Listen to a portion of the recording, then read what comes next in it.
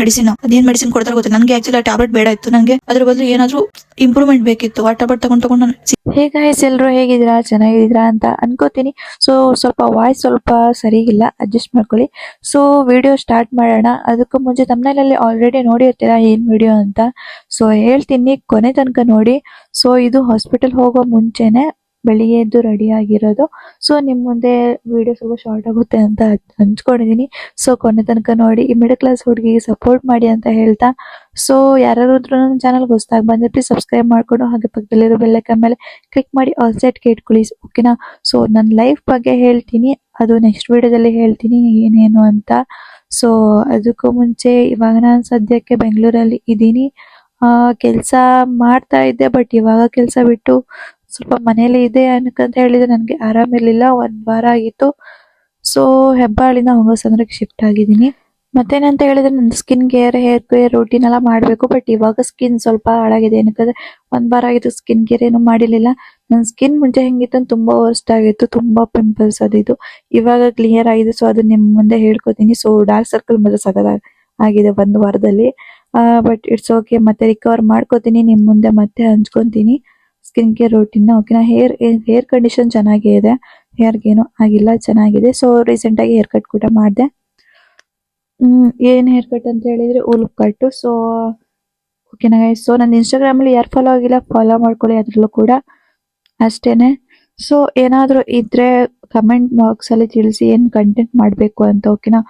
So ಹಾಗೆ ಬೆಳಿಗ್ಗೆ ಎದ್ದು ಫ್ರೆಶ್ ಅಪ್ ಆಗಿ ರೆಡಿ ಆಗ್ಬಿಟ್ಟು ಬೆಳಿಗ್ಗೆ ಎದ್ದು ಬಿಸಿನೀರು ಕುಡಿಯೋ ಅಭ್ಯಾಸ ನನಗೆ. ಖಾಲಿ ಹೊಟ್ಟೆಲಿ ಬಿಸಿನೀರು ಕುಡಿತೀನಿ. ನೆಕ್ಸ್ಟ್ ಊಟ ಆಗ್ಲಿ ತಿಂಡಿ ಆಗ್ಲಿ ಮಾಡೋದು ನಾನು.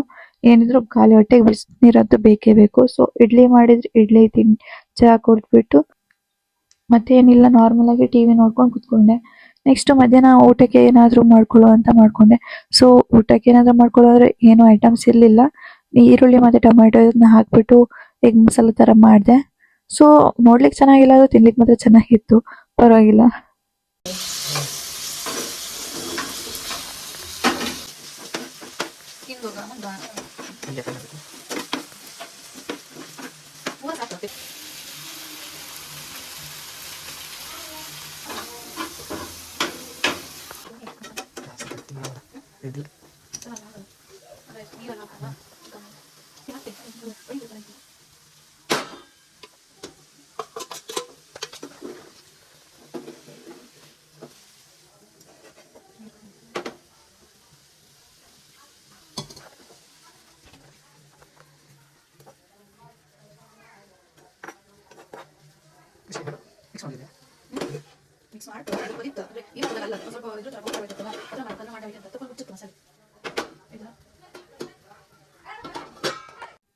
ಆಮೇಲೆ ನೋಡ್ಲಿಕ್ಕೆ ಹಿಂಗಾಗಿದೆ. ನಾ ಹೇಳ್ದೆ ಅಲ್ವಾ ನೋಡ್ಲಿಕ್ಕೆ ಚೆನ್ನಾಗಿಲ್ಲ ಅಂತ.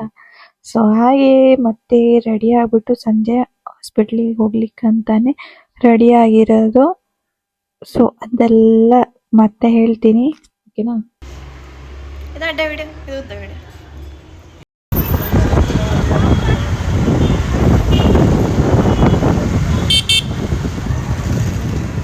ಹಾಗೆಲ್ಲ ಶಾಪ್ ಇತ್ತು, ನೋಡ್ಕೊಂಡು ಬರುವ ಅಂತ ಬಂದೆ. ಕಮ್ಮಿ ರೇಟ್ಗೆ ಬಟ್ ಯೂಸ್ಡ್, ಬಟ್ ಚೆನ್ನಾಗಿರ್ಲಿಲ್ಲ. ಅಂದ್ರೆ ನನ್ನ ಸೈಜ್ಗೆ ಯಾವ್ದು ಇರ್ಲಿಲ್ಲ. ಮತ್ತೆ ಸೀದಾ ಹಾಸ್ಪಿಟಲ್ಗೆ ಹೋದೆ. ನಾನು ಏನಂತ ಹೇಳಿ, ನನಗೆ ಆಂಗ್ಸೈಟಿ ಡಿಪ್ರೆಷನ್ ಪ್ರಾಬ್ಲಮ್ ಇದೆ. ನನಗೆ ಸೈಕಿಯಾಟ್ರಿಸ್ಟ್ ಮೀಟ್ ಆಗ್ಬೇಕಿತ್ತು. ಯಾಕಂದ್ರೆ ನಾನು ಕುಂದಾಪುರದಲ್ಲಿ ಮೆಡಿಸಿನ್ ತಗೊಂತ ಇದ್ದೆ. 3 ಮಂತ್ ಆಗೋಷ್ಟು ತಗೊಬಂದಿದ್ದೆ ಮೆಡಿಸಿನ್. ಬಟ್ ಇಲ್ಲಿ ನನಗೆ ಏನಂತ ಹೇಳಿ ಆ ಮೆಡಿಸಿನ್ ಇಂದ ಮುಕ್ತಿ ಬೇಕಿತ್ತು. ಯಾಕಂತ ಹೇಳಿ ನನಗೆ 6 ಇಯರ್ ಇಂದ ಆಂಗ್ಸೈಟಿ ಪ್ರಾಬ್ಲಮ್ ಇದೆ. ಅದೊಂಥರ ಸ್ಲೀಪಿಂಗ್ ಡೋಸೇಜ್ ತರ ಆ ಟ್ಯಾಬ್ಲೆಟ್. ಸೊ ಹಂಗಾಗಿ ನಂಗೆ ಬೇಡ ಅಂತ ಕ್ವಿಟ್ ಮಾಡ್ಬೇಕಿತ್ತು. ಹಂಗಾಗಿ ನಾನು ಹಾಸ್ಪಿಟಲ್ ವಿಸಿಟ್ ಕೊಟ್ಟೆ, ಇಲ್ಲಿ ಈ ಹಾಸ್ಪಿಟಲ್ಗೆ. ಸೊ ಏನಂತ ಹೇಳಿದ್ರೆ, ಮೊನ್ನೆ ಸಂಜೆ ಹೋದೆ, ಡಾಕ್ಟರ್ ಇರಲಿಲ್ಲ. ಡ್ಯೂಟಿ ಡಾಕ್ಟರ್ ಏನೋ ಟೆಸ್ಟ್ ತಗೊಂಡ್ರು. ಡ್ಯೂಟಿ ಡಾಕ್ಟರ್ ಬಗ್ಗೆ ನಾನು ಏನು ಒಂದ್ ಮಾತು ಹೇಳಲ್ಲ, ಎಲ್ಲಾ ಪೂರ್ತಿಯಾಗಿ ಚೆನ್ನಾಗಿ ಕೇಳಿದ್ರು ನನ್ನ ಬಗ್ಗೆ. ನಾನು ಹೇಳ್ದೆ ಏನೇನ್ ಆಗ್ತಿದೆ ಏನೇನು ಹೇಳ್ದೆ. ಓಕೆ, 100 ರೂಪಾಯಿ ಫೀಸ್ ತಗೊಂಡ್ರು. ನಾನು ಅವ್ರ ಬಗ್ಗೆ ಏನು ಹೇಳಲ್ಲ. ಅವತ್ತು ಅವ್ರು ಏನ್ ಹೇಳಿದ್ರು ಅಂತ ಹೇಳಿದ್ರೆ, ನೀವು ಮತ್ತೆ ಫೋನ್ ನಂಬರ್ ಕೊಟ್ಟು ಹೋಗಿ, ನೆಕ್ಸ್ಟ್ ಸೈಕಿಯಾಟ್ರಿಸ್ಟ್ ಬರ್ತಾರೆ, ಅವ್ರಿಗೆ ಅಪಾಯಿಂಟ್ಮೆಂಟ್ ಕೊಡ್ತೀನಿ ಅಂತ ಹೇಳಿದ್ರು. ನಾನು ಓಕೆ ಅಂತ ನಂಬರ್ ಮತ್ತೆ ನಿಮ್ ಕೊಟ್ಟು ಹೋಗಿದ್ದೆ. ನೆಕ್ಸ್ಟ್ ಡೇ ಬೆಳಿಗ್ಗೆ ಕಾಲ್ ಮಾಡ್ತೀನಿ ಅಂತ ಹೇಳಿದ್ರು. ನೆಕ್ಸ್ಟ್ ಡೇ ಬೆಳಿಗ್ಗೆ ಹೋಗ್ಲಿ, ಸಂಜೆ ಆದ್ರೂ ಕಾಲ್ ಮಾಡಿಲ್ಲ. ಆಮೇಲೆ ನಾನೇ ಗೂಗಲ್ ಅಲ್ಲಿ ನಂಬರ್ ತಗೊಂಡು ಕಾಲ್ ಮಾಡಿದೆ. ನಂಗೆ ಈ ತರ ಕಾಲ್ ಮಾಡ್ತೀನಿ ಅಂತ ಹೇಳಿ ಮಾಡಿಲ್ಲ. ಡಾಕ್ಟರ್ ಬರ್ತಾರ ಇಲ್ವೋ ಕನ್ಫರ್ಮ್ ಮಾಡಿ ಅಂತ ಹೇಳಿದೆ ಅಷ್ಟೇನೆ. ಬಟ್ ಅವ್ರು ಏನು ಕನ್ಫರ್ಮ್ ಮಾಡ್ಬೇಕು ಅಂತ ಏನು ಕನ್ಫರ್ಮ್ ಮಾಡಿಲ್ಲ. ಒಂದು 20 ಮಿನಿಟ್ಸ್ 15 ಮಿನಿಟ್ಸ್ 20 ಮಿನಿಟ್ಸ್ ಏನೋ ಹೇಳಿದ್ರು. ಹೇಳ್ಬಿಟ್ಟು ಕಾಲ್ ಮಾಡ್ತೀನಿ, ಕಾಲ್ ಬ್ಯಾಕ್ ಮಾಡ್ತೀನಿ ಅಂತ ಹೇಳಿದ್ರು. ಕಟ್ ಮಾಡಿದ್ರು. ಆಯ್ತು ಅಂತ ಕಟ್ ಮಾಡಿದ್ರು. ಆಯ್ತು ಸುಮ್ಮನೆ. ನೆಕ್ಸ್ಟ್ ಏನ್ ಮಾಡಿದ್ರು, ಕಾಲ್ ಮಾಡಿಲ್ಲ. ನಾನು ಏನ್ ಮಾಡಿದೆ, ಹತ್ರನೇ ಅಲ್ವಾ ಅಂತ ಹೋದೆ. ಅಲ್ಲಿ ಅದೇ ಹಾಸ್ಪಿಟ್ಲಿಗೆ ಹೋದೆ. ಮ್ಯಾಮ್ ಏನು ಕಾಲ್ ಮಾಡ್ತೀರಾ ಅಂತ ಕಾಲ್ ಮಾಡಿಲ್ಲ ಅಂತ ಹೇಳ್ದೆ. ಅವ್ರು ಹೇಳಿದ್ರು ನಾನು ನಿಮ್ಗೆ ಕಾಲ್ ಮಾಡ್ತಿದ್ದೀನಿ ಬಟ್ ನಿಮ್ಗೆ ಹೋಗ್ತಿಲ್ಲ ಅಂದ್ರು. ನಾನು ತೋರಿಸಿ ನಂಗೆ ಯಾವ್ದು ಕಾಲ್ ಬಂದಿಲ್ಲ ಅಂತ ಹೇಳ್ದೆ. ಆಯ್ತು ಅದು ಬಿಡಿ. ಅದಾದ್ಮೇಲೆ 5:15 ಬರ್ತಾರೆ ಕೂತ್ಕೊಳ್ಳಿ. ಅದು ಕೂಡ ನೆಟ್ಟಿಗೆ ಹೇಳಿದಾರ ಇಲ್ಲ ಆಟಿಟ್ಯೂಡ್ ಅಂತ ಹೇಳಿದ್ರೆ ಆ ಲೆವೆಲ್ಗೆ ಆಟಿಟ್ಯೂಡ್ ಇದೆ. ಮೊನ್ನೆ ಸಂಜೆ ನಾನು ಅನ್ಕೊಂಡೆ ಇವ್ರಿಗೇನೆ ಈ ತರ ಆಟಿಟ್ಯೂಡ್ ಇದೆ ಸ್ಟಾಫ್ಗೆ ರಿಸೆಪ್ಷನಿಸ್ಟ್ಗೆ ಅಂತ ಅನ್ಕೊಂಡೆ. ಅಲ್ಲಿರೋ ಎಲ್ಲ ಏನ್ ಸ್ಟಾಫ್ ಇದಾರೆ ಎಲ್ಲರಿಗೂ ಆ ಡ್ಯೂಟಿ ಡಾಕ್ಟರ್ ಬಿಟ್ಟು ಎಲ್ಲರಿಗೂ ಆಟಿಟ್ಯೂಡ್ ಅನ್ನೋದು ನೆತ್ತಿ ಮೇಲೆ ಇದೆ. ಅದು ಬಿಡಿ, ಅವ್ರ ಆಟಿಟ್ಯೂಡ್ ಅವ್ರು ಇಟ್ಕೊಳ್ಳಿ. ಅದಾದ್ಮೇಲೆ 5:30 ತನಕ ವೈಟ್ ಮಾಡದೆ ಬಂದಿಲ್ಲ. 6 o'clock ಏನೋ ಬಂದ್ರು. ಅವ್ರು ನಂಗೆ ಫಿಸಿಷಿಯನ್ ಅಂತ ನನಗೆ ಗೊತ್ತಿಲ್ಲ, ಫಿಸಿಷಿಯನ್ ಅಂತೆ ಅವರು. ಆಯ್ತಾ, ಒಳಗ್ ಕರೆದ್ರು, ಹೋದೆ. ಅವ್ರು ಏನು ಇಲ್ಲ, ಖಾಲಿ ಒಂದು BP ಚೆಕ್ ಮಾಡಿದ್ರು, ವೇಟ್ ಚೆಕ್ ಮಾಡಿದ್ರು, ಟ್ಯಾಬ್ಲೆಟ್ ಏನ್ ಮಾಡಿದ್ರು ಗೊತ್ತಾ, ಹಳೆ ಚೀಟಿಯಲ್ಲಿ ನನಗೆ ಏನ್ ಕುಂದಾಪುರದಲ್ಲಿ ಏನು ಟ್ಯಾಬ್ಲೆಟ್ ಕೊಟ್ಟಿದ್ದಾರೆ ಅದನ್ನೇ ಬರ್ಕೊಟ್ರು. ಅದ್ ಹೆಂಗ್ ಬರ್ಕೊಟ್ಟಿದ್ದಾರೆ ಅಂತ ಹೇಳಿದ್ರೆ ಸ್ಪೆಲ್ಲಿಂಗ್ ಕೂಡ ಅವ್ರಿಗೆ ಕಾಣ್ತಾ ಇಲ್ಲ.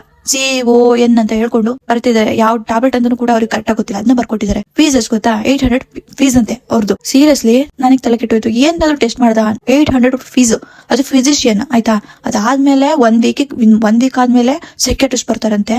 ನಾನ್ ಹೇಳಿದ್ರೆ ಸೈಕ್ಯಾಟ್ರಿಸ್ಟ್ ಡೈರೆಕ್ಟ್ ನಂಗೆ ಮೀಟ್ ಆಗ್ಬೇಕು, ಫಿಸಿಷಿಯನ್ ಅಲ್ಲ.